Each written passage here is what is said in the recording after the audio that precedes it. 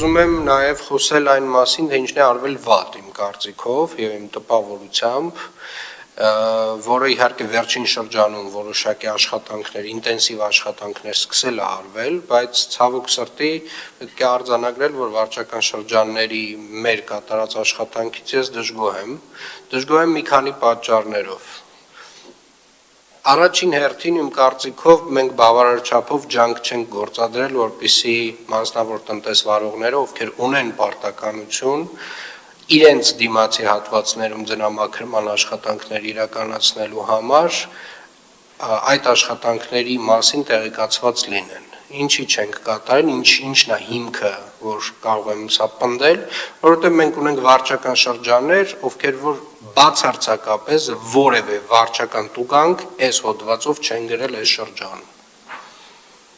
Դրանք 4-5-ն են։ Եվ չկա դրան բացատրություն։ Կիևյան փողոցից 2 օր առաջ եղբորս հետ դուրս եմ գալիս իրեն շքամուտքից, այդտեղի խանութի տերը մաքրում է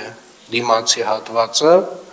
եւ ինձ ասում է ինձ սրա համար փող պետք է տաք։ Այսինքն այդ մարդը չգիտի, որ ինքը պարտավոր է դա անել։ Ավականու որոշմամբ մասնավոր տնտեսվարողները, ովքեր որ առաջնային գծում ունեն օբյեկտներ, հասարակական տարածքներ, բիզնես, իրենք պարտավոր են այս ձնամաքրման աշխատանքներին մասնակցել։ Պարտավոր են նաև համատիրությունները։ Սա մեկ։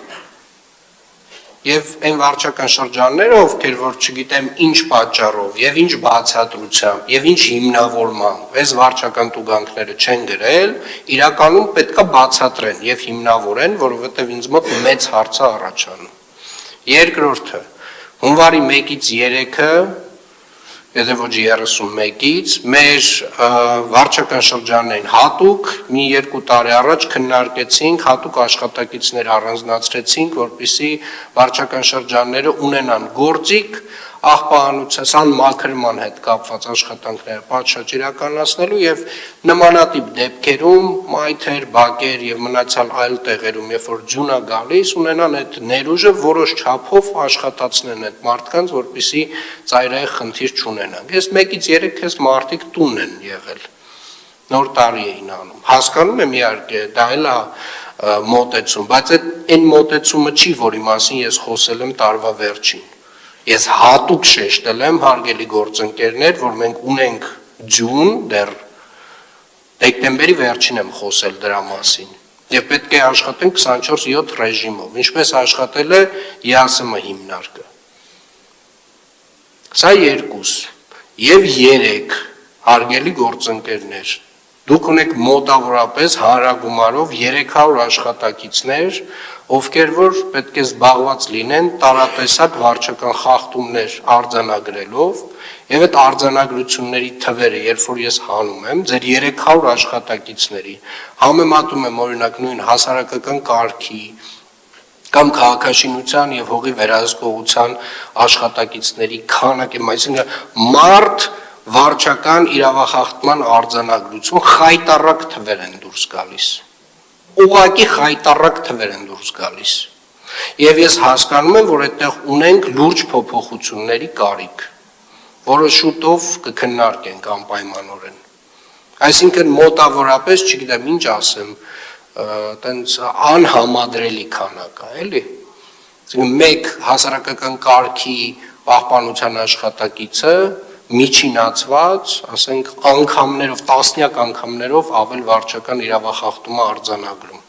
քան մեր վարչական շրջանի համապատասխան նույն աշխատակիցը։ Լավամարդ դուրս գալը լավ բան չի։ Այդ վարչական տուգանքները հենց այնպես չեն գրվում։ Այդ վարչական տուգանքը նրա համար է,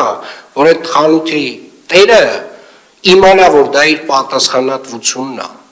Այդ վարչական տուգանքը դրա համար է։ Որովհետև ինքը պարտավոր չի այս գործակարգ հավաքականը լսել, բայց ինքը պարտավոր է ավականու որոշումը կատարել։ Պարոն Կարոյան, ինձ թվում է մենք տեխնիկայի հավելյալ կարիք այնուամենայնիվ ունենալու ենք, խնդրում եմ